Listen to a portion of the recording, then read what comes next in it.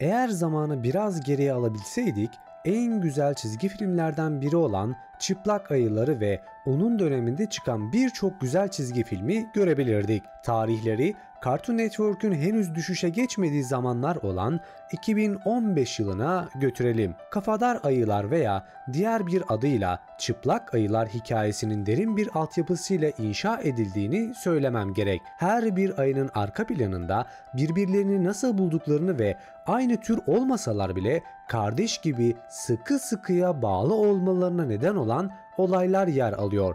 Bu videoda ise Kafadar Ayıların baştan sona hikayesini ve arka planına bakacağız.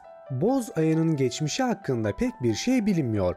Ancak onun çok genç yaşlardan itibaren ebeveynsiz olduğu biliniyor.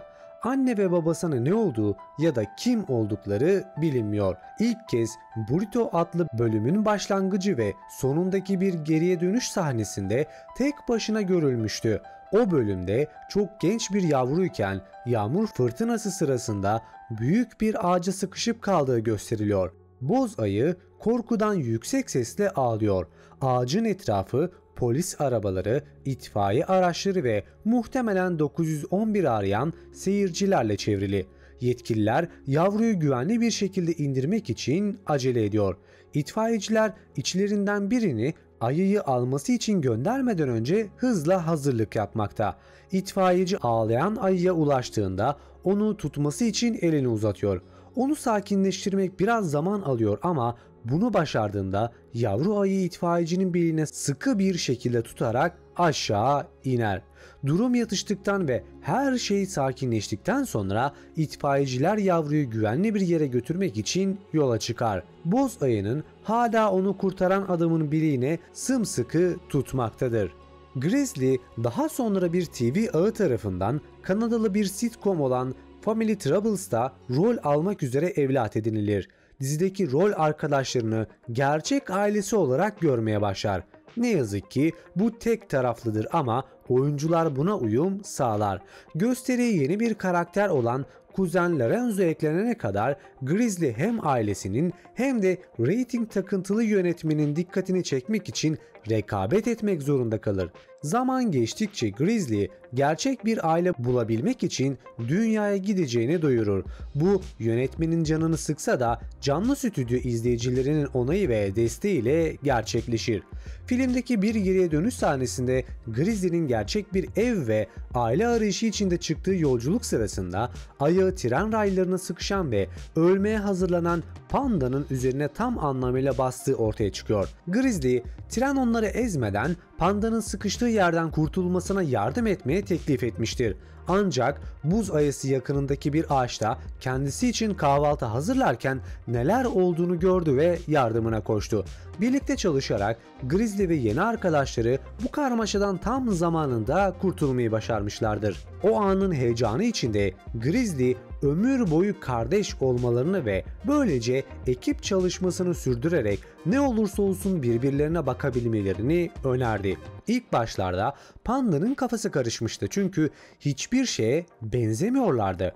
Ancak Grizzly bu en iyi kısım dediğinde üçü de bu fikri kabul etti.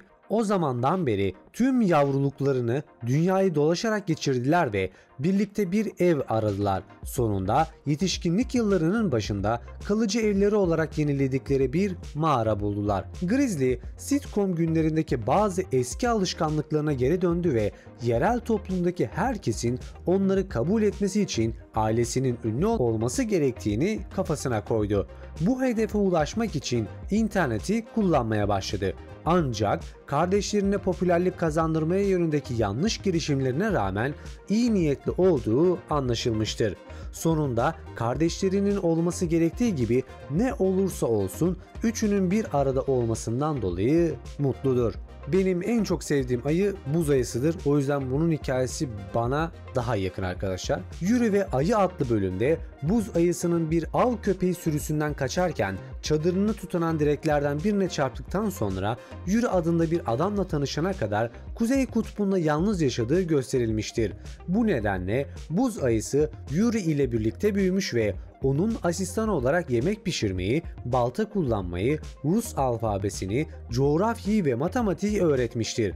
Bu noktada Yuri buz ayısına başkalarına karşı nazik olacağına söz verdirtmiştir ve kabalığa daha fazla kabalıkla karşılık vermenin işe yaramadığını açıklamıştır. Bir gün Yuri yokken buz ayısı bir hazine sandığına rastlar ve içinde Yuri ve ailesinin bir fotoğrafını bulur. Bunun üzerine tahtadan bir at yaparak onu Yuri'ye hediye eder.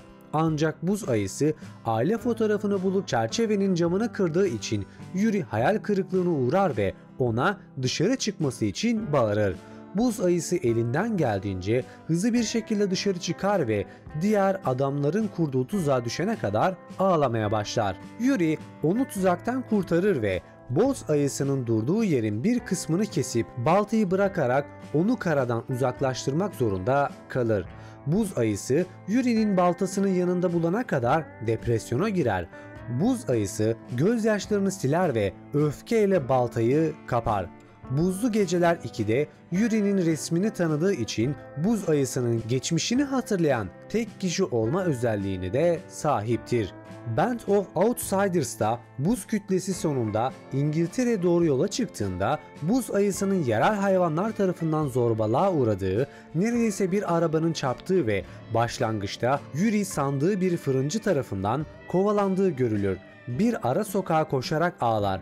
Ancak Bedgear, Ashley ve Joe'nun buz ayısının baltasıyla kestiği kilidi kırmaya çalıştığını duyunca dışarı fırlar. Baltasından ve havalı fırça kullanma becerisinden etkilenenler buz ayısına baltacı adını verirler ve çetelerine katılmasına izin verirler. Buz ayısı, Bedgear, Ashley ve Joe daha sonra fırıncının onlara kötü muamelesinden dolayı intikam almak için fırına girerler. Buz ayısı kasayı baltasıyla patlatmaya davet edildiğinde fırıncının ailesinin bir fotoğrafını görür ve Yuri'ye verdiği sözü hatırlar. Kasayı açmayı reddeder ve bu durum çeteyle kavgaya dönüşür. Ancak polis gelip çocuklar paniğe kapıldığında buz ayısı onlara bir kaçış yolu bulur. Nihayet güvende olduklarında onu kurtardığı için buz ayısına teşekkür eder ve onu yiyecek almaya davet eder. Buz ayısı reddeder ve kendi yollarına giderken ona neşeli bir veda ederler. Biz Çıplak Ayılar filminde buz ayısının panda ve Griz ile nasıl tanıştığı gösterilmiştir. Buz ayısı bir kuş yuvasında yumurta yerken yakındaki tren raylarından yardım isteyen panda ve Grizzly'yi fark eder. Pandanın ayağı rayların arasına sıkışmıştır ve bir tren hızla yaklaşmaktadır. Buz ayısı yumurtaları tükürür, bir kartalın üzerine biner ve raylara atlayarak pandanın serbest kalmasına yardım eder. 3 ayı trenden kaçmayı başarır ancak panda çok geçmeden geride kalır ve buz ayısı onu sırtına alır. Panda daha sonra en tepede oturan Grizzly'ye uzanır. Buz ayısı eksik bir raya takılır ve düşer. Ancak Grizzly onları trenin üzerinden geçene kadar bekledikleri kenarda asılı kalarak yakalar. Yeniden ortaya çıktıklarında Grizzly harika bir takım olduklarını söyler ve birlikte kalmalarını önerir. Ayılar patilerini birleştirir ve ömür boyu kardeş olmaya söz verirler. En minnoş pandalardan bir tanesi de tabii ki de Panda'yıdır. Panda 2 bölümü pandanın yavruyken Çin'in Şangay kenti yakınlarındaki bir hayvan barınağında yaşadığını gösteriyor. Son derece neşeli ve kibardı. Hatta onu besleyen yemek kanalını bile bir arkadaş gibi selamlıyordu. Yetişkin formunun aksine bambu onun yemeği en sevdiği şeydi. Bir gün pandanın gözlem odasındaki bir personel onun yalnız göründüğünü fark etti ve ona arkadaş olarak bir panda bebeği verdi. Panda ve oyuncak bebek birbirinden ayrılmazdı. Ta ki bir gün bebeği yukarı tırmanmasına ve zaman zaman ışığın parladığını gördüğü odanın penceresinden içeri bakmasına yardım etmek için kullanana kadar.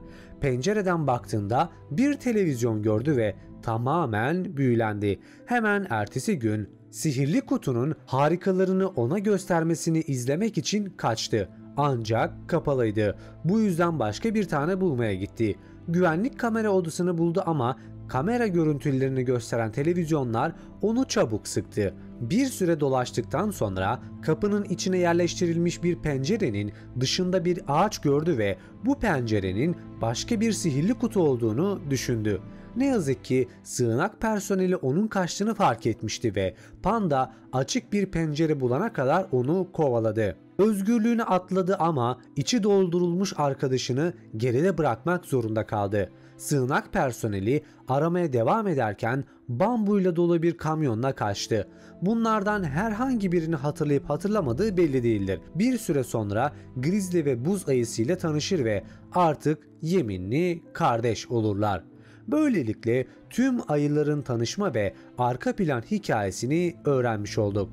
Bu emeğimin karşılığı olarak videoyu beğenmeyi unutmayın. Yorumlarda özellikle bu çizgi diziyi nasıl bulduğunuzu belirtebilirsiniz. Eğer henüz kanalıma abone değilseniz abone olmayı ve katıl üyesi olarak hem maddi destek verebilir hem de videolarımı ilk izleyebilir ve beklemek zorunda kalmadan erişebilirsin. Sohbet etmek ve teoriler paylaşmak için ise Discord sunucuma gelmeyi unutma diyerek ben Masalcı Dede. Bir sonraki videoda görüşmek üzere. Kendinize iyi bakın, hoşça kalın.